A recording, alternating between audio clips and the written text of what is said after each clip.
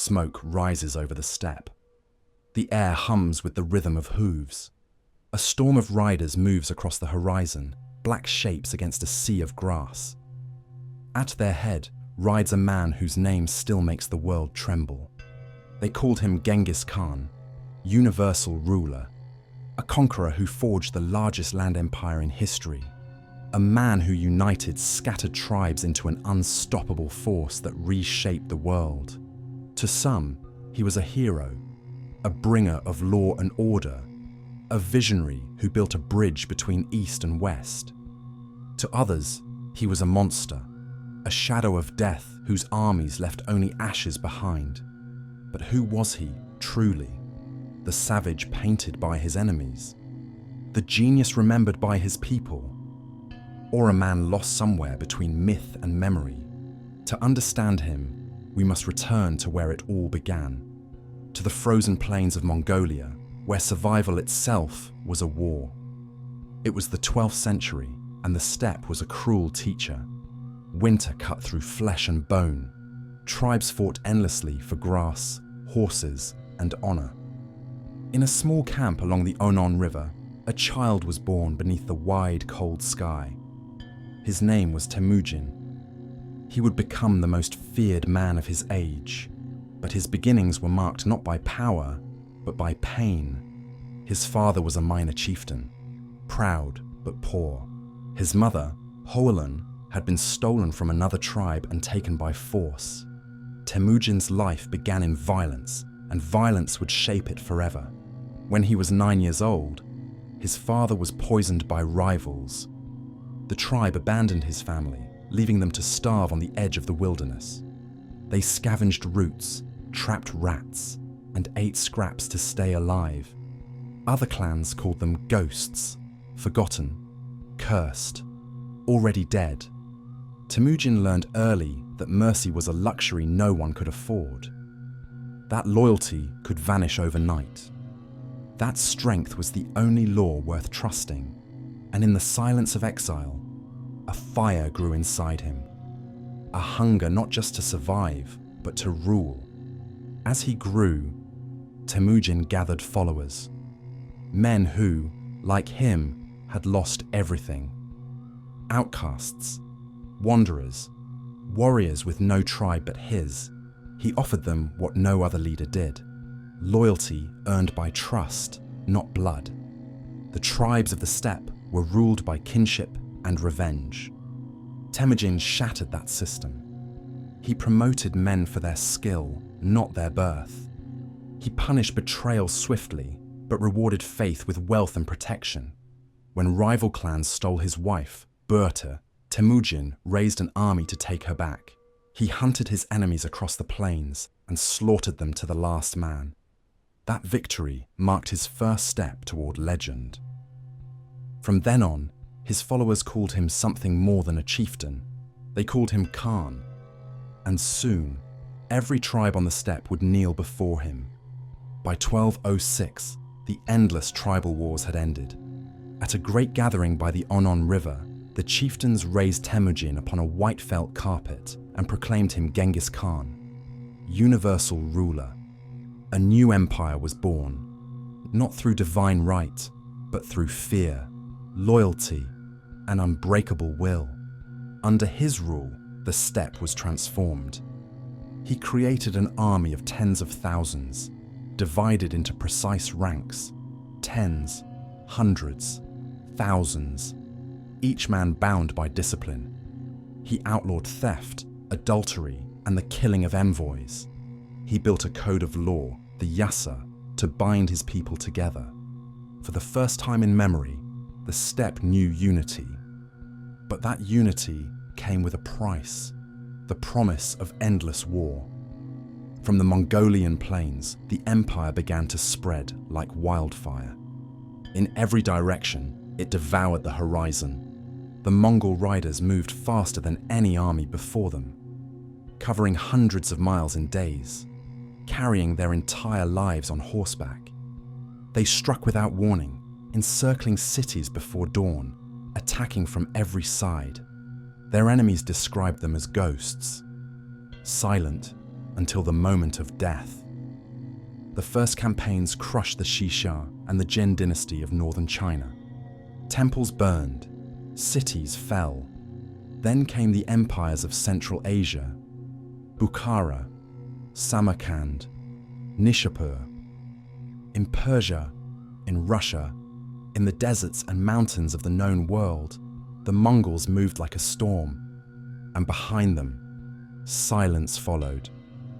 Chroniclers wrote of mountains made from human skulls, of rivers running red for days, of entire cities erased from the map.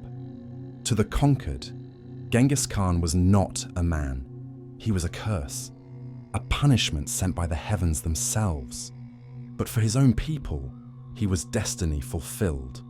The paradox of Genghis Khan is that the same man who destroyed the world also remade it.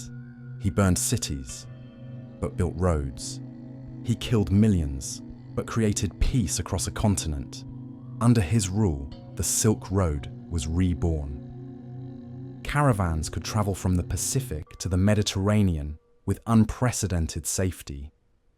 Merchants, scholars, and monks moved freely through his lands. Trade flourished. Knowledge spread. He respected religion more than most kings of his age. Muslims, Christians, Buddhists, and shamans all found protection under his laws. He believed that every faith served the same eternal sky, the spirit that ruled above all others. He valued skill above birth, loyalty above lineage, progress above pride. It was a new kind of empire, one built not on walls and palaces, but on movement, communication, and fear. To his allies, it was order. To his enemies, it was apocalypse. But even Genghis Khan could not escape mortality. By 1227, he was nearly 70 years old, ancient by the standards of the steppe. His hair was white. His body bore the scars of 100 battles. Yet his mind was as sharp as ever. In his final campaign against the Tangut kingdom of Xixia, he fell from his horse and was grievously injured. Some say he died from the wound. Others claim he was poisoned. Still others whisper of assassination or divine punishment. No one truly knows. His death was kept secret for months. The messengers who carried the news were killed to protect the secret. His funeral procession marched across the plains, slaughtering anyone who saw them. And somewhere, perhaps near the Onon River, perhaps beneath a mountain guarded by spirits, the man who ruled half the world was buried in silence. No monument, no tombstone, no name carved in stone, only wind, grass, and the memory of conquest. But death was not the end of his story. It was the beginning of his legend. For generations, his descendants ruled an empire that stretched from China to Europe. They built new cities, opened new trade routes, and carried the laws of the steppe to distant lands. Through them, the Mongol world became the heartbeat of Eurasia. Ideas, goods, and diseases all flowed along the veins of his empire. Gunpowder, silk, maps, and knowledge crossed borders for the first time. The world became smaller and deadlier. Even centuries later, the shadow of Genghis Khan still looms. His conquests shaped nations, languages, and dynasties. Some historians believe that 1 in every 200 men alive today carries his blood. His legacy is written not just in history books, but in the DNA of humanity itself. And yet, for all his power, Genghis Khan remains a mystery. No one knows what he truly looked like. No authentic portraits survive. The Mongols forbade the making of his image. His face existed only in memory, shifting with every generation that spoke his name. His story, too, was rewritten. To the Persians, he was the scourge of God. To the Chinese, the unifier who restored order. To the Europeans, the demon from the East. But the truth is more human and more haunting. He was a man shaped by hunger, betrayal, and the endless horizon. A survivor who rose from nothing and built an empire on loyalty and fear. A visionary who could see patterns in chaos. A destroyer who thought he was saving the world. The legend of Genghis Khan is not one story. It's 1,000 stories tangled in blood and myth. Each one true, each one false. When you speak his name today, you are not summoning a man. You are summoning an idea that the will of one person can change the fate of millions. That civilization and savagery often wear the same face. He united tribes that had never known peace. He burned cities that had never known war. He brought law to the steppe and ruin to the world. His empire eventually crumbled, but his shadow never left us. It lingers in the way we map the world, the way we wage war, the way we remember power. Somewhere beneath the grass of Mongolia, his bones may still rest. Or perhaps they never did. Perhaps, as his people believed, he rose into the eternal blue sky to rule the wind itself. Genghis Khan, the man who became myth, the shepherd who became conqueror, the destroyer who became creator.